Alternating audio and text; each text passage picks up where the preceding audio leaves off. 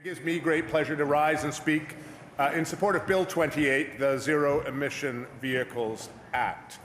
Obviously, I'll be speaking in strong support of it. Before I begin, please let me summarize the irony of what I heard during question period today. Question period when we had a discussion emanating from members in the opposition, questioning about the price of gas in British Columbia.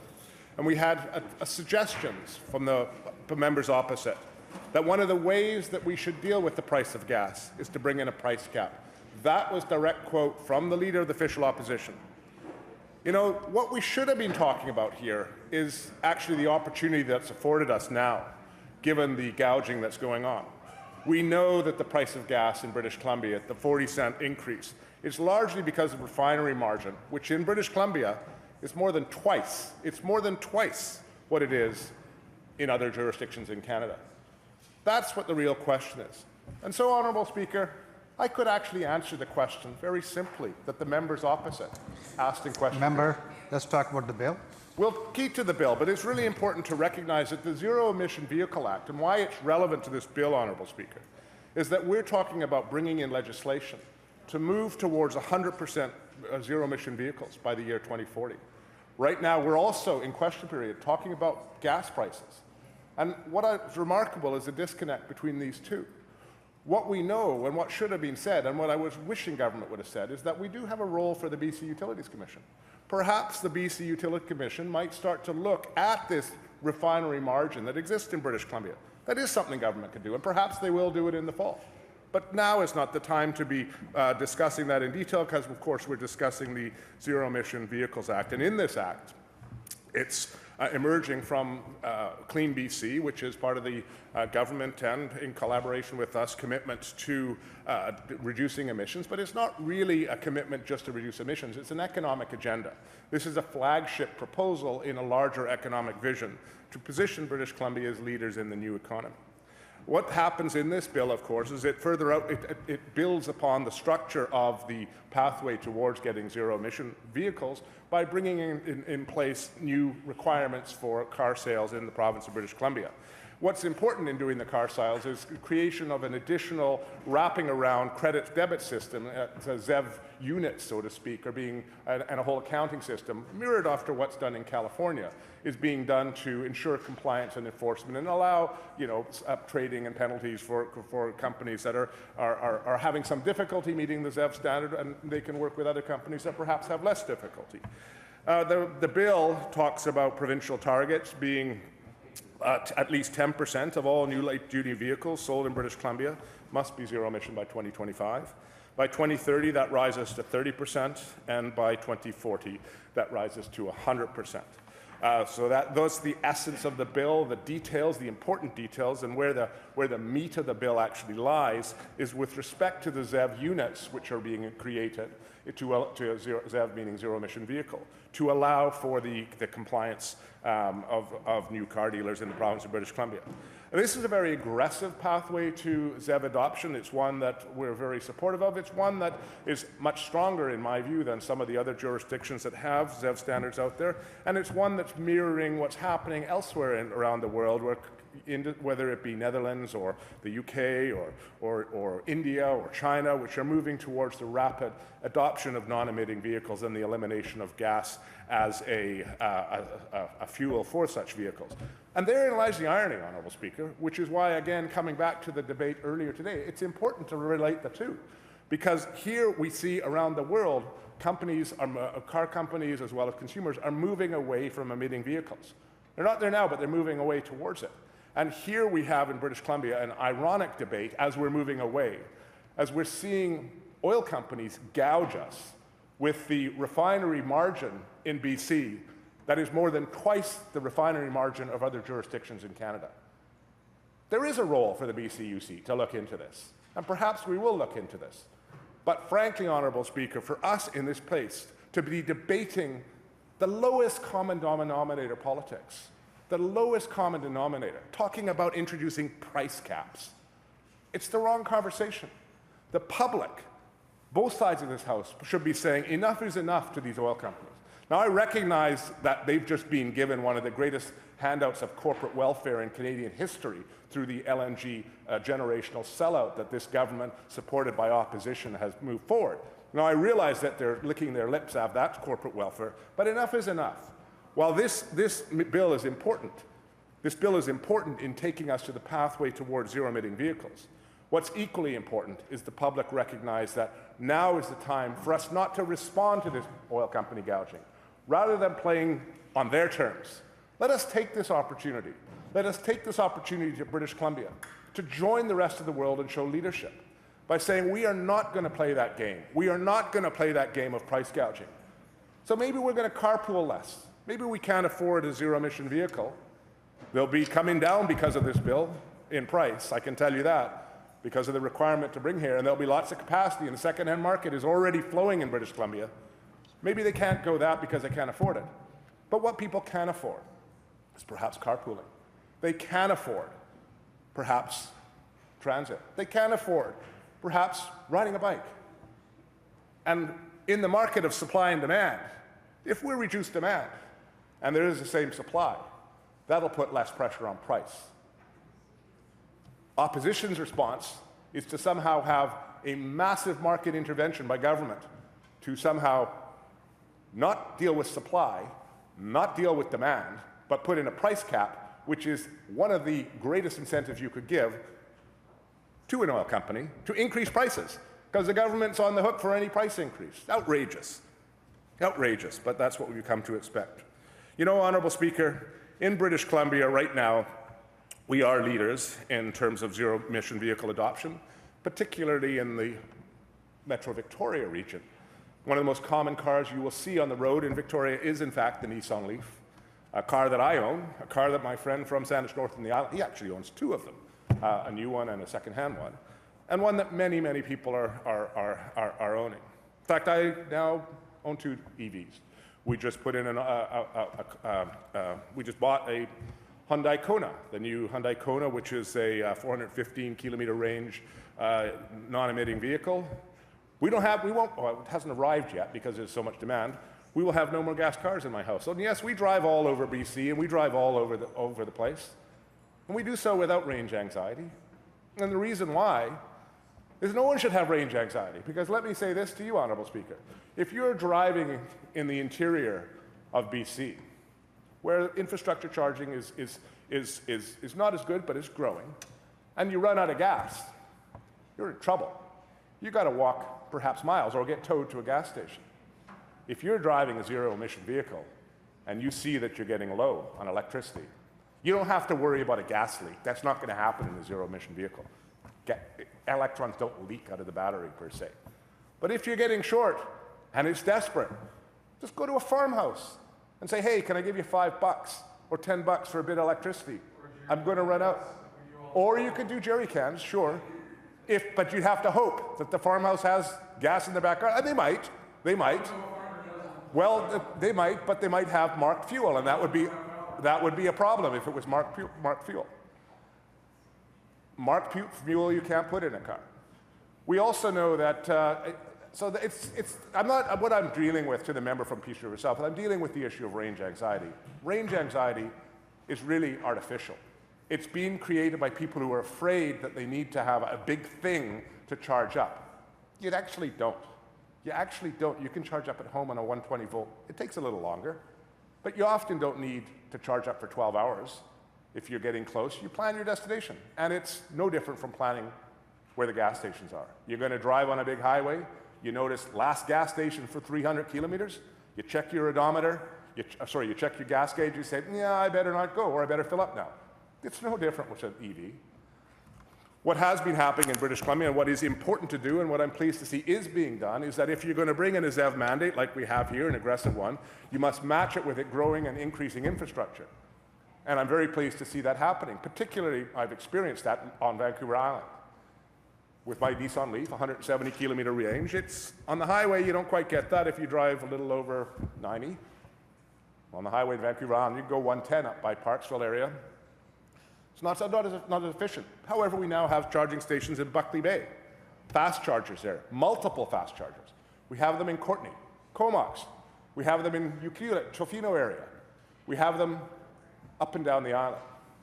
So the infrastructure is coming in, and it's being done in a very methodical pace that's keeping up with demand. In cities like Victoria or Vancouver, there are so many charging stations, access to electricity is not a problem. The problem, Honourable Speaker, that government is going to need to deal with in a shorter time frame than perhaps it's thinking about is the fact that there are still far too many charging stations giving the electricity away for free. Now, the reason why that might sound like a good idea, it's an incentive, you get electric vehicles, that's one thing. The problem with giving away electricity for free is there's more and more EV adopters. As more and more EV adopters get into the market, many of them haven't got the experience of recognizing the culture, the etiquette, the social norms that are developed by longtime EV units. That is, you don't park in an EV parking space and use the electricity just because it's a convenient parking space. You park in a parking space and use the electricity because you need it. Because if you don't have it, you won't go anywhere. This is a problem because we see it all across, whether you go to parkades in Victoria or in Nanaimo or anywhere on Vancouver Island or Vancouver, you see EV charging stations full with people, and I call them freeloaders. They're there charging up electricity, not because they need it, because it's free. And that's a problem because then it takes up a perfectly good EV charging station from somebody who needs it. This is very problematic with the high voltage DC chargers. And so it's imperative that government bring in, now that we've got new BCUC analysis of this issue, a more rapid transition to charging of all EV stations in Vancouver Island and the rest of BC in order to ensure that they're used when they're supposed to be used.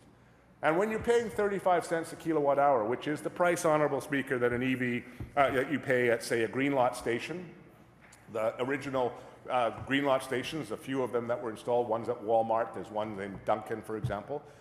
You pay 35 cents a kilowatt hour. It sounds like a lot, but it translates to a little over $2 to go from Victoria to Nanaimo. That's not that expensive, and people have no problem paying 35 cents a kilowatt hour, which is more than 3 times the retail rate of electricity in British Columbia to actually charge their vehicles, because it's insignificant, and because of the fact that you have no moving parts.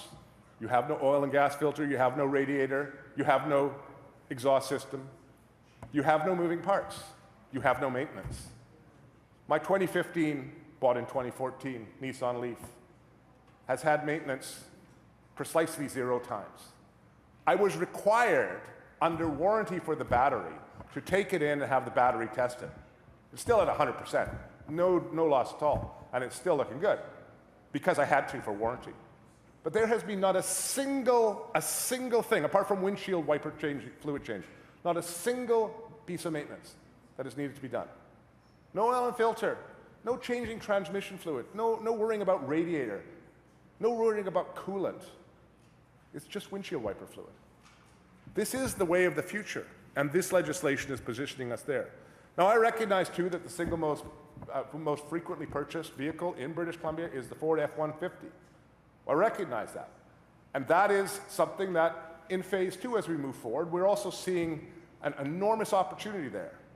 As battery technology continues to improve, as demand continues to grow, it makes sense to initially target the urban markets where we're driving in Victoria maximum 50 kilometers a day. That's a lot in Victoria. In Vancouver, you may, even if you drive from Abbotsford to downtown and back, you don't need anything other than an EV. So Metro Vancouver and Metro Victoria, both of these areas, are set up ideally for the widespread, rapid adoption of electric vehicles. So this legislation, which is enabling, essentially enabling legislation that ensures that if you want to sell new cars in BC, a certain percentage of those car sales must be zero-emitting vehicles, 10% of which, 100% of which must be that by 2040, 10% by 2025, 2030 will be 30%, and given that we're about 4% now anyway, very meetable targets. In fact, the problem is not meeting the targets. The problem is trying to get a car when you go on the lot, because there's none on the lot. The Hyundai car, the Hyundai Kona I just bought, I bought it, well, I shouldn't say I bought. My wife bought it. It's her car. The one she just bought, she bought a month ago. But we're not getting it till June, and that's lucky. We're lucky we're getting it in June. 3 months wait. Others, much longer wait. I know the member from Vancouver, Langara, drives a Bolt, another excellent EV. I'm sure he's very pleased with that, although I haven't seen it on the precinct as often as I used to see it. I know the Minister of Environment drives, I think it's an iconic Hyundai, I think that's what he drives. I know my friend here drives Leafs. Used to be I was the only person driving an electric vehicle in this legislature. Now I can't get in on that EV charging, which is probably a good thing, because I can charge at home, and I know the member from Vancouver Langara probably has more important need for the electricity than I do here, and so I haven't been using it. It's been free quite often for you. Coming back to the Clean BC initiative that led to this ZEV mandate, as well as the timeline for the actual requirement of new vehicles to be zero-emitting vehicles, it's being coupled also not only with the infrastructure rollout, which is going well, and I'm very pleased. It's very well done. It's really good to see it. In the Buckley Bay Station, for example, there's 2 high-voltage level 3 chargers, as well as level 2 chargers, as well as a Tesla charger. So you've got lots of options there. As it's rolling out, the government's also, as part of Clean BC and the CEV for BC program, is putting point-of-sale incentives that are up to $5,000 for new electric or plug-in hybrid vehicles. And we're seeing a lot of people, especially with the gas prices. This is coming back again, coming back to what we had earlier, the discussion in question period. We know for a fact that price of gas is the single biggest driver of adoption of hybrid, plug-in hybrid, zero-emission vehicle cars. Single biggest driver. And we're seeing that. You just have to talk to any car dealer. Go to the Hyundai dealer in Victoria. They're flying off the lot to Konas as people come and say, I'm done. I'm done with this gas prices. And you know what? Isn't that a way to drive actually change? If there are more and more people in British Columbia who say, I'm done with paying these prices, I'm going to switch over to a non-emitting fuel, a non-emitting vehicle. That reduces demand on the existing supply, and that's a price driver, a downwards price driver. We know the price is going to come down in the fall anyway. The reality of the price of gas right now is it's become outrageous. But it's become outrageous because we know we can charge outrageous prices. We don't have to blame the little guy, the retailer. It's not them. We know, again, coming back to the refinery margin, it's twice as much as it is in BC relative to the rest of the country. And the question that BCUC could and perhaps should be asking is, why is that? And perhaps there is a role for the BCUC at some point to say, you know what, that's a problem. But certainly the carbon tax is something that cannot be touched, and it's not something that the overwhelming majority of British Columbians don't want to be touched. It's 1 cent, but it's 1 cent increasing by 1 cent every year, and that price signal is a critical driver of innovative change. Just yesterday, I heard the mayor of Langford, Stu Young, on the radio being interviewed, discussing about an industrial park, several hundred acres that have already been zoned, looking to attract, based on this legislation, and based on seeing that innovative change that's happening, attract electric vehicle manufacturing in Langford. In particular, there's a company that wants to build trucks in Langford. This is exactly what legislation like this incentivizes. It incentivizes others to want to be part of this direction, this new economy. And it creates opportunity in areas that we historically did not have. Electromechanica in Vancouver. A small, to declare everything, Jerry Crow was a former candidate of ours in Vancouver, Mount Pleasant. The CEO of Electromechanica, an electric vehicle car company. They're going to be building elsewhere. They wanted to build in BC, but government in BC must now recognize that as we bring in these innovative programs that are driving change, there is a role for government to work with local government, that is, provincial government work with local government, to ensure that we capitalize on the opportunities that this legislation brings forward. That is actually what we need to do next. Capitalize on the opportunities that this legislation incentivizes. You know, British Columbia already has the highest per capita adoption of zero-emitting vehicles in Canada. There's over 17,000 of them in BC on the roads, and about 4%, as I mentioned in 2018, were that. That typical driver of an EV saves, you know, I mean, the notes I've been given here suggest $1,500 a year. I can tell you it's an awful lot more than that, because, you know, if you say you're charging a car once a week, and let's suppose you're driving a four-cylinder car and you're paying, say, $60 a week. That's not an F-150. Let's pay you $50 a week. That's $3,000 a year in gas, right there. And you're paying zero for it, zero, because there is no gas. But not only that, you got to do an oil and filter every 6 months. There you're looking at $200 there. You got to start doing tune-ups and all that stuff, transmission fluid checks, all that stuff, moving parts. None of that's there. So in fact, the argument about electric vehicles saving money and paying off rapidly is often not including the additional savings that come from no maintenance. And there's a reason why we need such standards. Dealers historically have been very reluctant to sell EVs. Not all, but many. The reason why they're reluctant to sell EVs, you can look at the famous documentary, Who Killed the Electric Car, as an example. It's a very good documentary. You don't want to sell an EV because as soon as you buy your EV, you pay your money, you buy the EV, you drive off the lot, and you're never seen again. You're never seen again until you buy your next car. That's a little tougher for the kind of standard business model that some new car manufacturers are operating under today. However, Honourable Speaker, those manufacturers and those dealers that recognize the opportunity that's affording us here by this legislation, those will be the ones that are going to thrive and move forward as we enter. And I'm pretty sure that Campus Nissan in Victoria will be one of them. They can't keep Nissan Leafs on the lot. A lot of people think you have to buy a new EV too, Honourable Speaker. Sure, you have to buy a new EV to get some of the incentives, and sure, this legislation only applies to the sale of new cars in British Columbia.